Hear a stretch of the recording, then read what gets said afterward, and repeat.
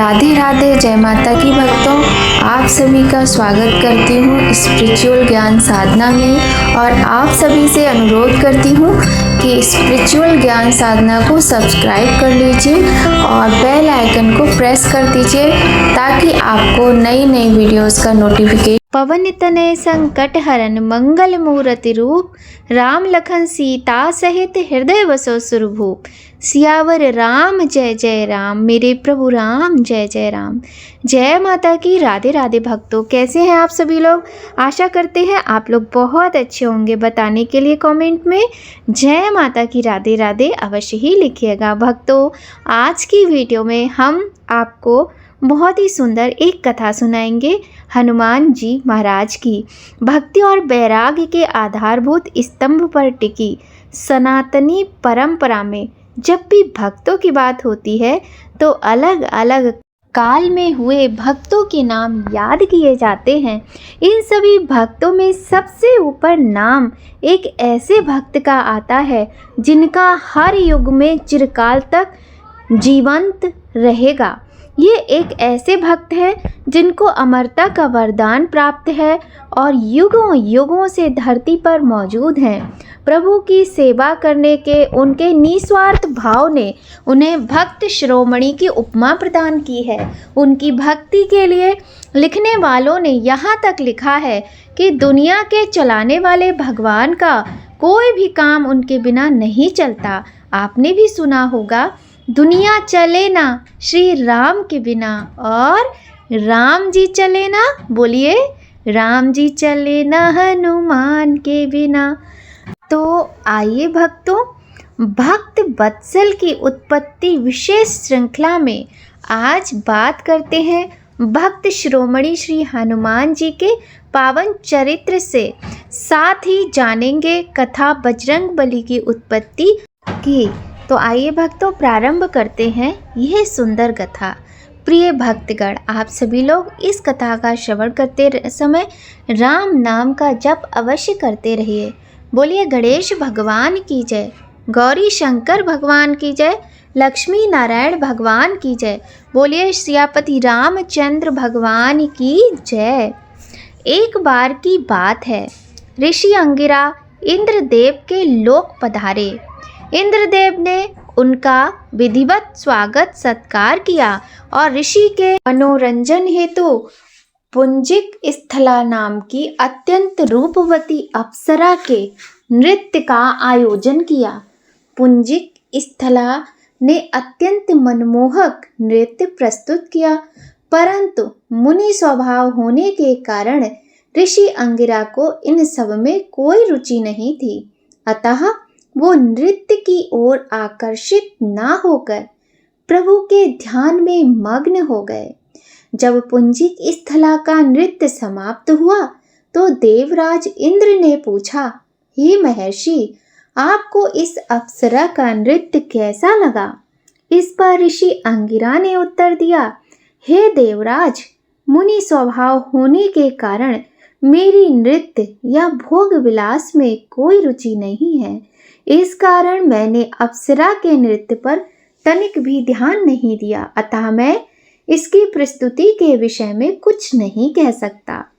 ऋषि अंगिरा के द्वारा अपनी प्रशंसा ना सुनकर पुंजिक स्थला उन पर क्रोधित हो उठी। इस पर ऋषि ने श्राप देकर कहा कि हे पुंजिक स्थला, तू जिस रूप एवं सौंदर्य पर अभिमान करती है वो नष्ट हो जाएगा और तेरा अगला जन्म बंदरिया के रूप में होगा। मुनि का श्राप सुनकर पुंजिक स्थला को अपनी भूल का आभास हुआ। वो उनके चरणों में गिरकर गिड़गिड़ाने लगी, रोने लगी और क्षमा याचना करने लगी। इस पर मुनि ने कहा, इस श्राप का प्रभाव तभी समाप्त होगा जब तुझे संतान की प्राप्ति होगी। इसके पश्चात पुंजिक स्थला ने वानर राज कुंजर की बेटी अंजना के रूप में जन्म लिया। अंजना का विवाह कपिराज केसरी से हुआ। इसके पश्चात अंजना वन में रहकर पुत्र प्राप्ति के लिए तपस्या करने लगी। इधर त्रेता युग में अयोध्या नरेश राजा दशरथ जी ने संतान प्राप्ति के लिए अपने गुरु वशिष्ठ के निर्देश अनुसार पुत्र यष्टि यज्ञ करवाया। ये यज्ञ श्रृंगी ऋषि द्वारा संपन्न कराया गया। यज्ञ की पूर्ण आहुति होने के पश्चात यज्ञ कुंड में अग्निदेव प्रकट हुए और राजा दशरथ को एक खीर का पात्र देते हुए बोले, हे राजन, ये खीर आप अपनी रानियों को खिला देना। अवध नरेश ने वो खीर अपनी तीनों रानियों में बराबर बांट दी।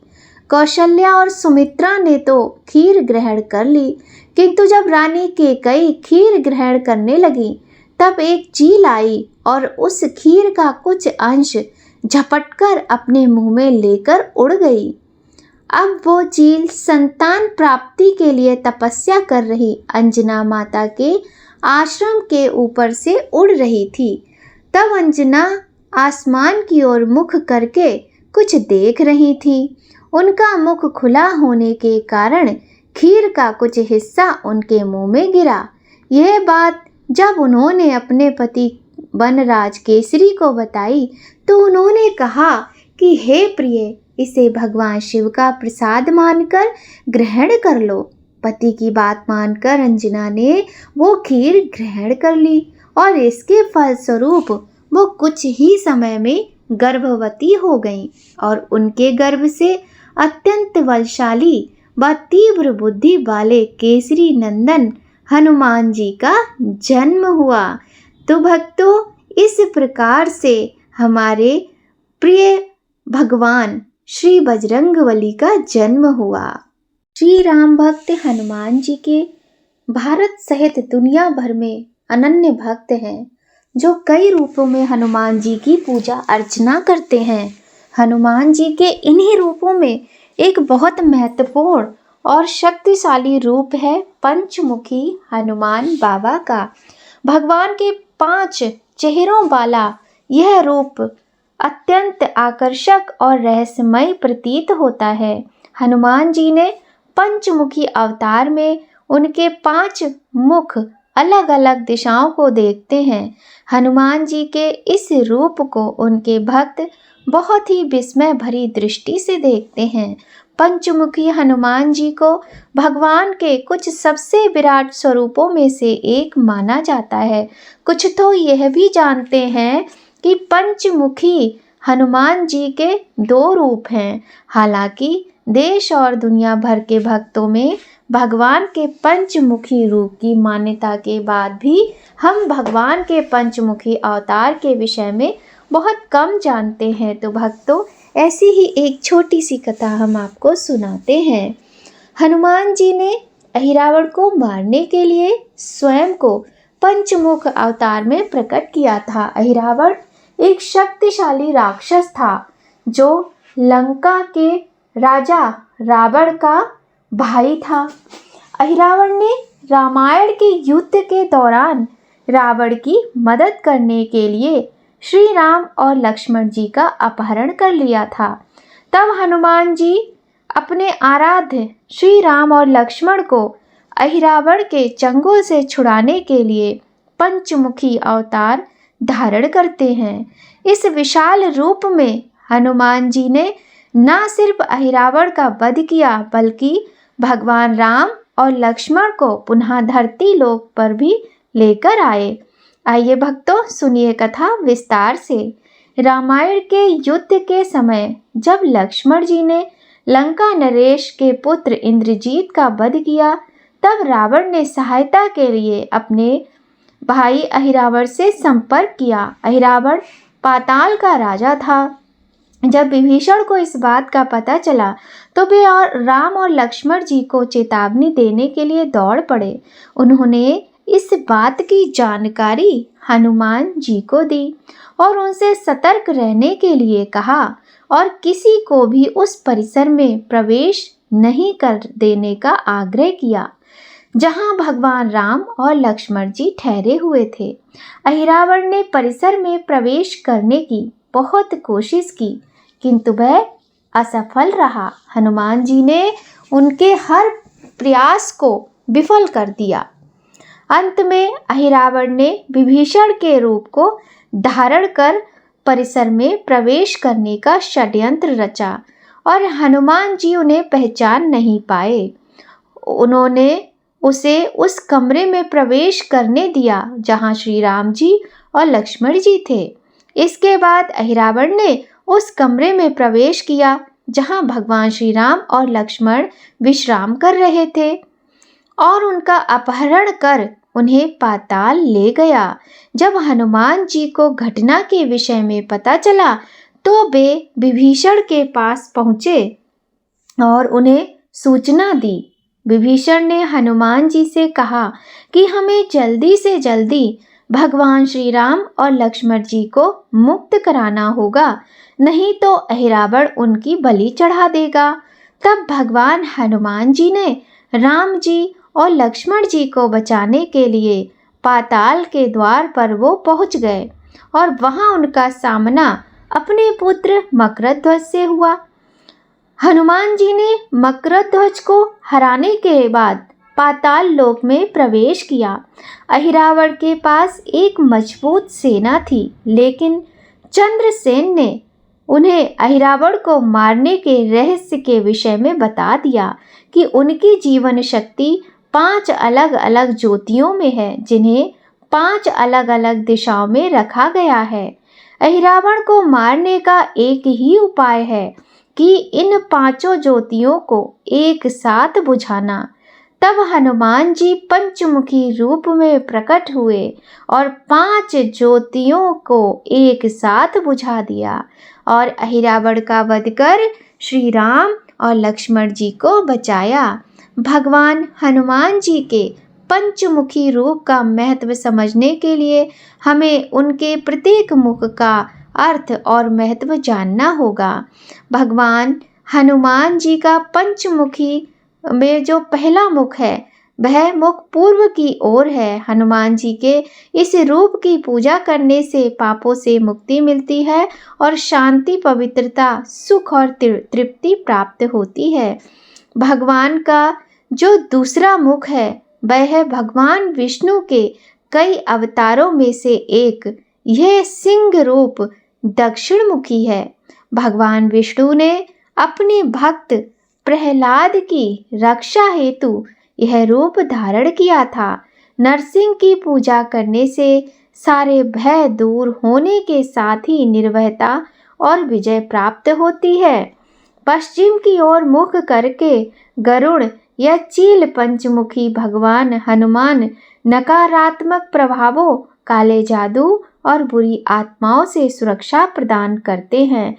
हनुमान जी का आदि वराह अवतार ग्रहों की चाल के बुरे प्रभावों को दूर करता है। उत्तर दिशा की मुख करके वराह धन और समृद्धि प्रदान करते हैं।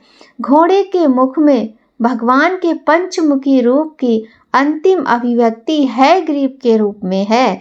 भगवान का यह मुख ऊपर की ओर अर्थात आकाश की ओर देखता है, जो ज्ञान, संतान और मुक्ति का आशीर्वाद देता है।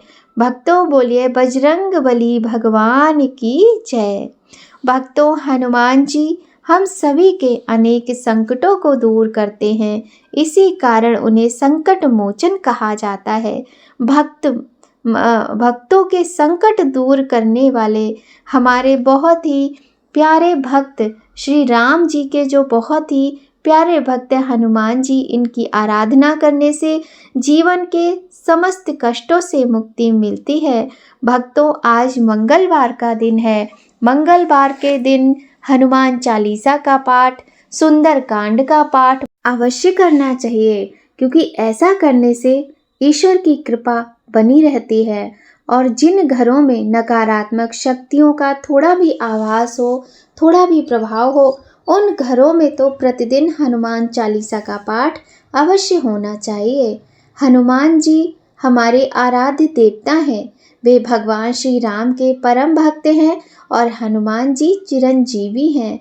ऐसे परम भक्त चिरंजीवी भगवान बल, बुद्धि, विद्या के दाता, भक्तों के रक्षक हनुमान जी को बारंबार प्रणाम है। तो भक्तों, आज की वीडियो में बस इतना ही। आज की यह कथा, यह जानकारी आपको कैसी लगी ज़रूर बताइएगा। अपना प्यार आशीर्वाद सदा बनाए रखिए स्पिरिचुअल ज्ञान साधना के साथ। भक्तों, जय माता की, राधे राधे।